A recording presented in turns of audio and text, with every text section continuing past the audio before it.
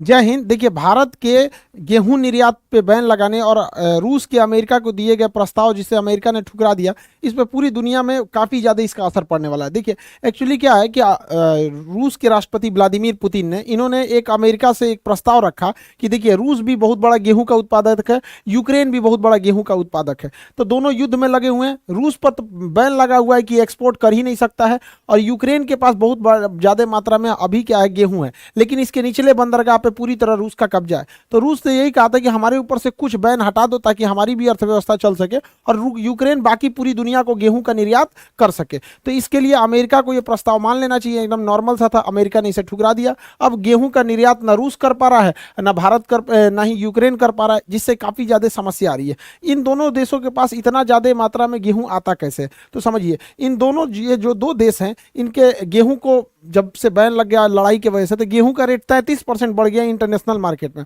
ये जो यूक्रेन है और रूस है, इनके बॉर्डर पे एक घास का मैदान है जिसे हम लोग स्टेपी घास का मैदान कहते हैं। स्टेपी घास के मैदान की विशेषता है कि इसमें दो टाइप का क्वेश्चन पूछता है। स्टेपी घास का मैदान ये यूरोप और एशिया के दोनों के बॉर्डर पे आ जाता है, यूरेशिया। इसमें पेड़ नहीं पाए जाते हैं, इसलिए कई बार क्वेश्चन पूछता है वृक्ष रहित घास किसको कहते हैं? स्टेपी को कहा जाता है। ये उष्ण कटिबंधीय नहीं होकर शीतोष्ण कटिबंधीय। तो यहाँ पर ये इसके यहाँ पर गेहूं के उत्पादन के लिए काफी अच्छा क्लाइमेट मिल जाता है, इसलिए इसे दुनिया का ब्रेड बास्केट कहा जाता है, रोटी का कटोरा हो जाता है। इसे यूक्रेन को कहा जाता है स्टेपी घास का मैदान। लेकिन याद रखिएगा, स्टेपी घास का मैदान ये तो एशिया वाला एरिया आ जाता है, ये यूरोप वाला, तो इसलिए इसे यूरेशिया भी कहा जाता है। कहेगा स्टेपी घास का मैदान तभी यूक्रेन होगा, लेकिन कह देगा स्टेपी मरुस्थल तो कजाकिस्तान हो जाता है। इसलिए इसका थोड़ा ध्यान से रखिएगा, गड़बड़ मत कर दे यहाँ पे। तो यह इस वजह से गेहूं का उत्पादन पूरी तरह से उत्पादन कर रहे हैं, मतलब व्यापार जो है इंटरनेशनल मार्केट में पूरी तरह से ठप पड़ गया है। और उसके बाद क्या है कि फर्टिलाइजर, गेहूं के उत्पादन में कहीं पे भी फर्टिलाइजर की ज़्यादा जरूरत पड़ती है, तो उन फर्टिलाइजरों के उत्पादन में सबसे आगे था रूस। और इस युद्ध के माहौल में रूस के फर्टिलाइजर उद्योग भी बंद हो गए हैं, इसलिए दुनिया को जब खाद ही नहीं मिलेगा तो उस कंडीशन में गेहूं का उत्पादन क्या होगा? इसलिए दिनों दिन गेहूं का रेट बढ़ते जा रहा है। और फर्टिलाइजर बहुत ज़्यादा जरूरी होता है किसी भी फसल को बड़े मात्रा में उत्पादन करने के लिए। अब इसी को देखते हुए भारत ने रूस से तो फर्टिलाइजर भारत खरीद लिया, क्योंकि बाटा सिस्टम यानी विनिमय सिस्टम के तहत रूस को हम सामान के बदले में पैसा नहीं, बल्कि कुछ सामान रूस हमें दे रहा है और हम लोग कुछ सामान रूस को दे रहे हैं। तो बाटा सिस्टम के तहत हम लोग तो व्यापार कर सकते हैं।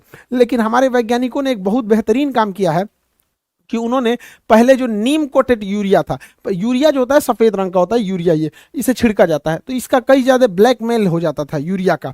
तो इसमें क्या किया गया, नीम का वो मिला लिया गया, कड़वापन, जिस वजह से इसका ब्लैकमेल नहीं हो पाता था, खेत में ही यूज हो पाता था। लेकिन वो बहुत ज़्यादा मात्रा में छिड़कना पड़ता था और ये काफ़ी महंगा हो जाता था। ये लगभग राउंड द फिगर ये 400 के आसपास में यूरिया का प्राइस है। लेकिन इंटरनेशनल मार्केट में ये सरकार को पड़ता है बहुत ज़्यादा महंगा यूरिया, लगभग 3000 से 4000 के बीच में सरकार खरीद के सब्सिडी देके किसानों को देती है यूरिया का भारत में। तो इसका इफको नामक संस्था जो है भारत में खाद्य उत्पादन यही इसी के कंट्रोल में रहता है। इसने एक नए टाइप का यूरिया बनाया है, दुनिया में पहली बार nano urea. Nano urea particle जबरदस्त इसलिए है क्योंकि यह महज आधा लीटर से 1 एकड़ जमीन में इसके यूरिया का छिड़काव किया जा सकता है। और आधा लीटर 250 रुपये खर्च आएगा, 250 में 1 एकड़ किया जा सकता है, यानी जहां 50 बोरा लगता था वहां आधा लीटर लगेगा। अब इससे क्या है कि अब जब आधा लीटर ही खरीदना है तो महंगाई ज़्यादा मायने नहीं रखती, जब क्वांटिटी ज़्यादा खरीदना है तब ना आदमी महंगा खरीदता है।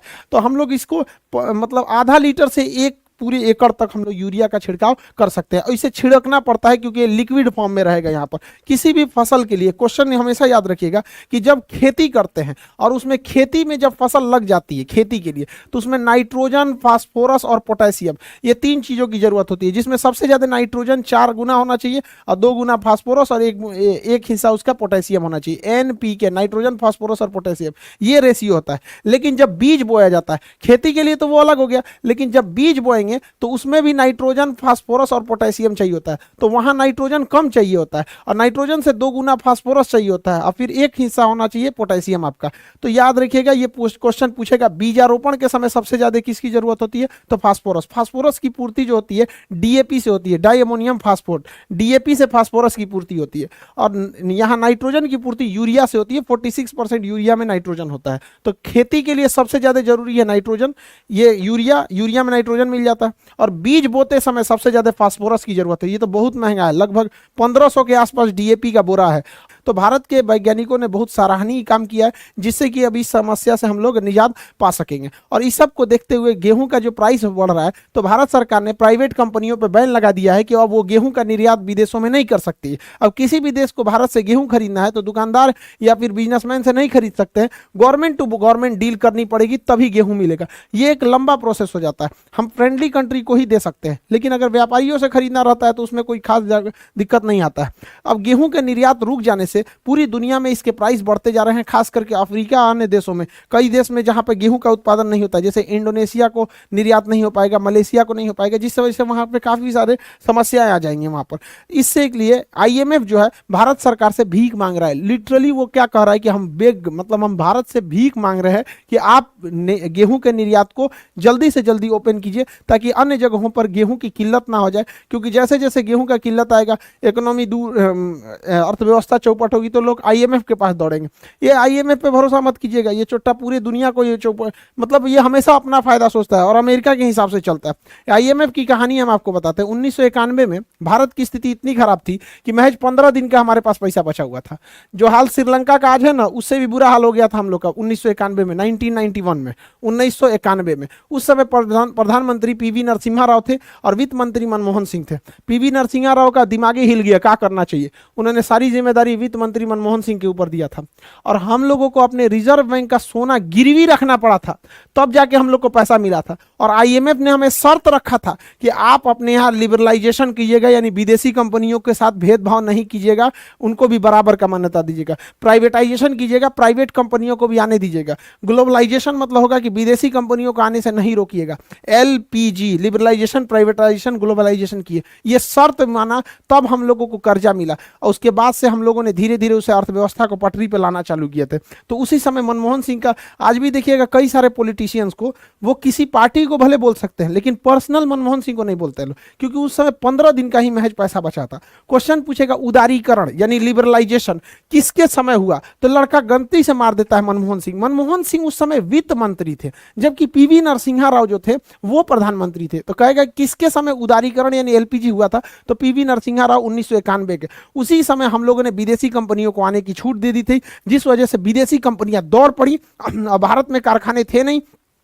1991 में जैसे हम लोगों ने विदेशियों को खोला, विदेशी कंपनियां टूट पड़ी भारत में। और जैसे वो टूट पड़ी तो भारत में इंजीनियरों की हैवी डिमांड होने लगी, क्योंकि वो इंजीनियर तो घर से नहीं लाएंगे, और यहाँ इंजीनियर थे नहीं, तो यहाँ जो भी इंजीनियर थे उन लोगों का हैवी डिमांड हुआ, बहुत सैलरी मिलने लगा। तो एकदम दिमाग में बैठ गया, जिसको देखो इंटर पास इंजीनियर आज इतना ज़्यादा भर गए और फैक्ट्रियाँ तो आ नहीं रही हैं। तो ये 1991 में था। यही आईएमएफ है जो भारत को उस समय आंख दिखाता था, और आज भारत से यहाँ पर ये लोग भीख मांग रहे हैं। और अजीब स्थिति है, देखिए पाकिस्तान भीख मांग रहा है आईएमएफ से और आईएमएफ मांग रहा है भारत से। ये स्थिति है, ये भारत के किसानों के बदौलत है। इनका कहना है कि गेहूं पे से निर्यात को प्लीज हटा दीजिए। मोदी जी से जाके बोल रही, अजब हाल है। मोदी जी से सुने, अच्छा गेहूं से निर्यात हटाना है। इन्होंने गेहूं से तो हटाया नहीं, बल्कि चीनी पे भी बैन लगा दिया। अब चीनी भी नहीं दे सकते, और साथ साथ चावल पे भी लगा दिया। जा लो, जा मांगने गए थे, समझ में नहीं आ रहा किससे कर। भाई हम लोगों को हमेशा अपना देश देखना चाहिए, बहुत अच्छा डिसीजन है। पहले हम अपना देश देखेंगे, बाद में दुनिया को देखेंगे। आईएमएफ वालों पे कोई भरोसा नहीं है। हमेशा याद रखिएगा, अपने देश के साथ जिसने भी गद्दारी किया उसे कभी नहीं भूलना चाहिए, चाहे कुछ भी हो जाए। 70 के दशक में जब हमारे यहाँ गेहूं नहीं था, हमारे यहाँ सूखा पड़ गया था, तो हम लोग अमेरिका से गेहूं मांगे थे, भीख नहीं मांगे थे, खरीदे थे। तो अमेरिका ने सुअर को खाने वाला गेहूं दिया था भारत को। सोचिए, सुअर को जो खाने के लिए गेहूं दे। आज ये हम लोग को कह रहे हैं कि हम लोग के गेहूं का निर्यात कर देना चाहिए। इन सब पे कभी भरोसा नहीं करना चाहिए। कभी भी अपने देश के साथ हुए गद्दारी को नहीं भूलिएगा, अपने आखिरी सांस तक। याद कीजिए, आज से 2 साल पहले जब डोनाल्ड ट्रंप प्रधानमंत्री थे, वहां के राष्ट्रपति थे, जब कोरोना का संकट आया था, उनकी यहाँ दवाइयों की खोज ऐसा लगा था कि पहले हो जाएगा, तो उन्होंने अपने यहाँ दवाइयों के निर्यात पर बैन लगा दिया था। इवन कि सिरिंज तक पे भी बैन लगा दिया था कि सब सिरिंज कहां से यूज करेगा, सब भारत वालों को तो इतना आता नहीं है, कहां से लाएगा सब। देख लो अमेरिका, मार दिया गया आदमी तमाचा यहाँ पे तुमको, लोल कहीं का। आज हम लोग पूरी अपने देश की पूरी जनसंख्या को हम लोगों ने वैक्सीनेशन लगा दिया। दुनिया में जहां भी वैक्सीन लगी हुई है उसमें सबसे ज्यादा योगदान भारत की है यहाँ पर। तो ये लोग बैन लगा दिए। तो ये जब इनका देश करेगा ना कुछ, तो सब सही है। ये जिसका मन जहां बम मार देंगे, लीबिया में जाके मार देंगे, तुर्की में मार देंगे, सीरिया में मार देंगे, कहीं मार देंगे। और जहां हम लोग कश्मीर में जाएंगे तो कह देंगे पंचायती करने आने के लिए। इसलिए हमेशा अपने देश के बारे में सोचना चाहिए। बहुत अच्छा डिसीजन है भारत सरकार का, बैन नहीं हटाना चाहिए। दुनिया को भी तो समझ में आए। अच्छा ये बताइए, पेट्रोलियम देशों का अपना संगठन है, वो लोग का देखते हैं कि पेट्रोल महंगा हो गया तो पेट्रोल का बेचना ही बंद कर देते हैं। महंगा हो जाता है तब बेचते हैं। चोट्टा कहीं का, पेट्रोल तुम बेचोगे अपने हिसाब से, गेहूं बेचेंगे हम लोग नहीं। तुम पेट्रोल रोको, हम गेहूं रोकेंगे। सैल्यूट है किसानों को। यहाँ पर हम लोगों को ऐसा होना चाहिए और आईएमएफ को घुटने पे लाना चाहिए। आईएमएफ कहता है कि दुनिया में जो भी व्यापार करना है 5 गो मुद्रा में कीजिए। Special driving right, special driving right, इसे कागजी स्वर्ण भी कहते हैं, एसडीआर। क्या क्या भैया? तो अमेरिका का डॉलर, यूरोपीय यूनियन का यूरो, चीन का युआन, जापान का येन और ब्रिटेन का पाउंड स्टर्लिंग। मतलब 5 देश में व्यापार कर सकते हैं हम लोग। हम लोग रुपया में व्यापार नहीं कर पाते। वो किसी देश से अच्छा रिलेशन है, जैसे ईरान से है हम लोग का मित्रवत रिलेशन है, तो ईरान का पेट्रोल का पैसा हम लोग डॉलर में न करके रुपया में कर देते हैं। अमेरिका उस पर भी घुसी आता है। तो भारत सरकार को भी बैन लगा, इस तरह पे प्रेशर लगाना चाहिए कि भैया जब चाइना का शामिल कर दिया तो हम लोग का भी शामिल कर दो। मौका मिलना चाहिए ऐसा, ताकि स्ट्रिक्ट एक्शन लेना चाहिए। आज हमारा देश पूरी दुनिया के सामने एक पावर बन के बैठा है किसानों के बदौलत। सोचिए, पूरी दुनिया का, हम भारत की बात नहीं करें, पूरी दुनिया में 35% लोग जो खाना खाते हैं वो भारत के किसानों से जाता है। रीजन समझिए, दुनिया का 17% लोग तो अकेले भारत में रहते हैं, और भारत में जो लोग खाना खा रहे हैं भारतीय किसानों ने जो उनको उगाया है। इसके अलावे, इस 17% के अलावे हम लोग निर्यात करते हैं। तो पूरी दुनिया में जिन लोगों के मुंह में अनाज जा रहा है, जो खाना खा रहे हैं ना, वो 33% भारत के किसानों ने उपजाया है। ऐसे किसानों के लिए सोच सकते हैं, हमारे देश के किसानों के लिए जय जवान जय किसान। लेकिन इसी के साथ दुखद भी ये कहना पड़ता है कि इन किसानों की स्थिति देखिएगा तो बहुत दयनीय है। इनको कोई नहीं पूछता है। सूखा आए, बाढ़ आए, कोई सामाजिक इन लोग के लिए सुरक्षा नहीं है। अजीब सी स्थिति इन बेचारों के लिए बनी हुई है। देखिएगा गुजरात में, महाराष्ट्र में सूखा की वजह से, हालांकि हर जगह के किसानों की कमोबेश स्थिति वैसी ही है, लेकिन चूंकि गुजरात, महाराष्ट्र ये सब के एरिया में सूखा भी ज़्यादा पड़ता है, वहाँ किसानों का सुसाइड रेशियो बहुत ज़्यादा है। तो सोचिए, ये आज आज़ादी के इतने सालों के बाद अगर किसानों के प्रति इस तरह से दुर्दशा है तो ये अच्छी बात नहीं है। जिन किसानों ने हमें आसान से जीना सिखा थी, विश्व पटल पर हम लोग, आज दुनिया हमसे भीख मांग रही है कि गेहूं का निर्यात करो, चावल का निर्यात करो, चीनी का निर्यात करो। इन किसानों के बदौलत देख रहे हैं उनका घर टूटता है। बेचारे बीमार पड़ते हैं तो सरकारी हॉस्पिटल में ले जाते हैं, और सरकारी हॉस्पिटल की स्थिति इस तरह से करके रखा गया है कि बेचारे लोग को डर लगता है कि वहाँ ठीक होगा कि और बीमार पड़ जाएगा। देखिए, इस तरह से स्थिति हो गई है, बड़ी दयनीय है। जरा सोच सकते हैं, पूरी दुनिया का 33% लोगों का ये खाना खिला, ये हाल है इन किसानों का। इन किसानों को भी सोचना चाहिए। बुढ़ापे में जो उम्र थी अब घर पे बैठने की, बाबा आप क्या बताएं हम आपको। यहाँ पे आज उन पूरे किसानों को हम अपने दिल से सैल्यूट करते हैं, सबको चरण स्पर्श करते हैं। आप किसानों का, आप सच्चे देशभक्त हैं इस देश के। आपकी मेहनत का बदौलत है कि आज हम लोग शान से वहां रह सकते हैं। लेकिन गरीबी, बेचारों के साथ भेदभाव होता है किसानों के साथ, उनका कोई नहीं सूख लेता है। कहीं बाढ़ में डूब रहे हैं, कहीं सूखा में ले रहे हैं। बेचारा थोड़ा थोड़े पैसे जमाते हैं, पता चला फसल खराब होगी, वो भी चलेगी। ये बेचारा छोटा बच्चा को देखिए ना, गुल्लक लगा रहा है यहाँ पे, किस लिए? कि भाई कभी इमरजेंसी में काम आएगा, पढ़ाई लिखाई में काम आएगा। टेंशन नहीं लो बाबू, अभी खान सर हैं, पढ़ने के लिए कभी गुल्लक या खेत नहीं बेचना पड़ेगा आपको। जब तक हम हैं, पढ़ाई को इतना सस्ता बनाएंगे कि कभी भी पढ़ाई, किसी गरीबी की वजह से किसी की पढ़ाई नहीं छूट सकती यहाँ पर। आई होप आप इस सब चीज़ों को समझे होंगे। यहाँ पर अभी भारत सरकार गन्ने पर क्यों बैन लगा रही है? हालांकि हमारे पास जितना चीनी का जरूरत है उससे ज़्यादा हमारे पास चीनी का उत्पादन होता है, और साथ में हमारे पास पहले से रखा हुआ है। फिर भी ऐसा क्यों किया जाता है? क्योंकि पेट्रोल में अब हम लोग ना पूरी तरह से पेट्रोल नहीं मिलाएंगे, हम लोग उसमें एथेनॉल मिला देंगे, ताकि पेट्रोल और एथेनॉल मिक्स होकर गाड़ियाँ चलेंगी। तो इसको हम लोग आगे की वीडियो में बताएंगे। आई होप आप इसे समझे होंगे। अगले वीडियो में हम एथेनॉल ब्लेंडिंग समझा देंगे। मिलेंगे नेक्स्ट क्लास में। जय हिंद।